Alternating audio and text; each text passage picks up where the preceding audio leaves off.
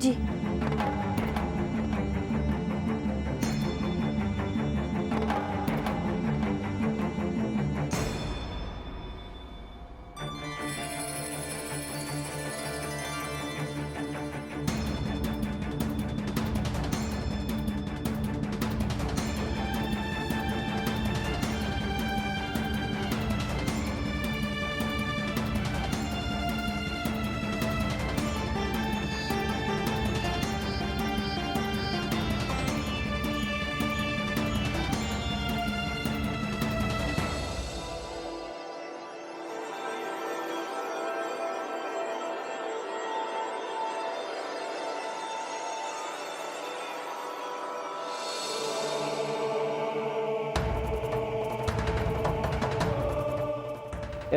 गंगे वाडकी काय पाहिजे त्यासनी बघ.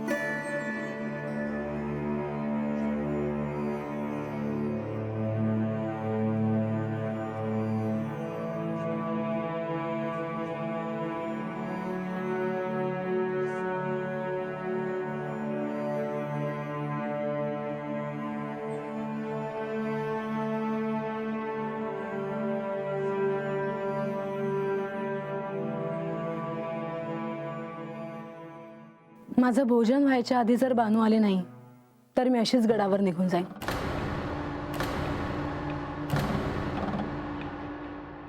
हो असं करू नका जी, ती येईल बघा.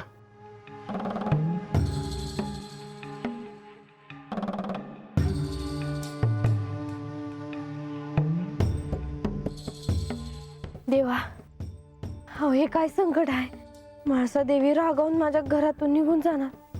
मला त्यांची इच्छा पुरी करता येणार नाही. आता काय करू म्या.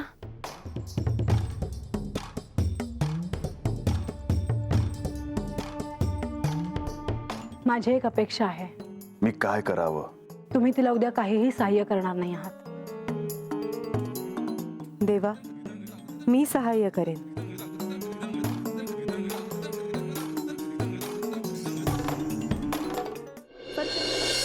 काय राजा, अजून ततच उभा आहेस होय?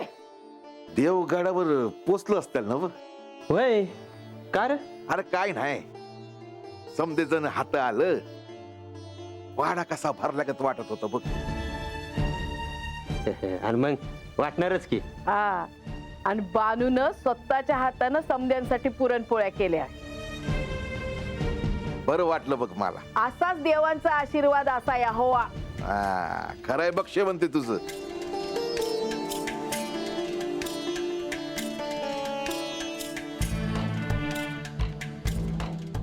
अगं ये बानू, अगं तू काशी गप गप?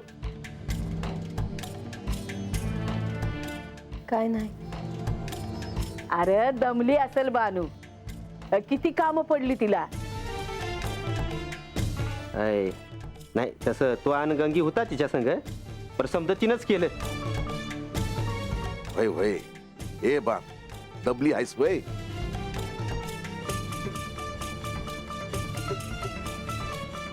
हे बान, अगं आता धड वय तरी म्हण का नाही तरी म्हण, अशी गप्प उभी राहणार आहेस तू. वय, मला बी लय आनंद झाला समधे हात येऊन गेल्याचा. आणि इतका कसला विचार करतेस ग बानू? ते कसलाच नाही, मी हाय आतमध्ये. आता हिला काय झालं कोणाच ठाव. अरे आजा, समद्यासनी बानूच्या हातचं जेवण आवडलं आणि बानूने बी समद मनापासून केलं बघ. हे हायच पर आता पर काय? नाही पर म्हाळसा देवी तिला असं आतमध्ये एकट्यानं भेटल्या त्याच काय? हा बरं झालं विषय काढलाच. मी बी तीच विचारणार होतो. अच्छा नाही म्हणजे म्हाळसा देवीसनी बानूला असं काय सांगायचं असेल बरं? ते आपण कसं सांगणार र? नक्कीच आतमध्ये काहीतरी झालं असेल. म्हाळसा देवी बानूला काय बाय बोलल्या असत्याला असं मला वाटतंय. अरे पण सगळं चांगलं चाललं असतं ना, त्या असं कसं बाई करत्याला? म्हाळसा देवीसनी राग हायच बानूवर म्हणूनच. आणि बानूने बी समज केलं की मनापासून त्याचा बी राग असेलच की त्यासनी.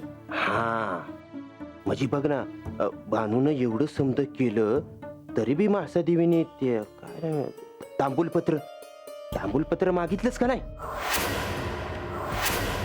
आणि मग बानू ते घेऊन नाही आली तर गडावर जाईन असं म्हणल्या होत्या त्या. मग बानूनं ते तांबूलपत्र त्यासनी आणून दिलं तेव्हा त्या काय म्हणल्या, मला एकलीच भेट बोलायचं आहे म्हणून. अरे खरं आहे र, पर काय तरी गडबड नक्कीच आहे. हा मी तर म्हणते आज्या आत्ता बानूला विचारलं पाहिजे का काय झालं म्हणून. हा मी लागली जातो आणि बोलवतो तिला. हं? ए रंग्या, काय रे? नग जाऊस, राहू दे. म्हणजे आता नग बोलूस. हा नंतर चाल मी बोलीन तिच्या संग. अरे पर मी आजा बराबर बोलतो आहे. पर आजा तू बानू संग बोल म्हणजे झालं बर का. हा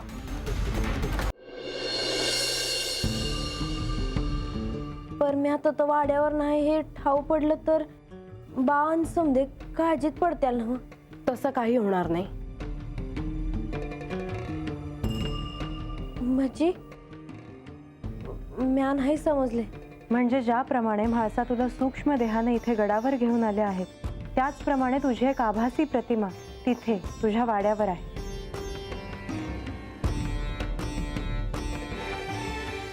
त्यामुळे तू तिथे नाहीस हे कोणाच्याही ध्यानात येणार नाही. चिंता करण्याचे काहीच कारण नाही. निश्चिंत राहा. वहेजी बाणाई, श्री म्हाळसा देवींच्या मनात राग नाही,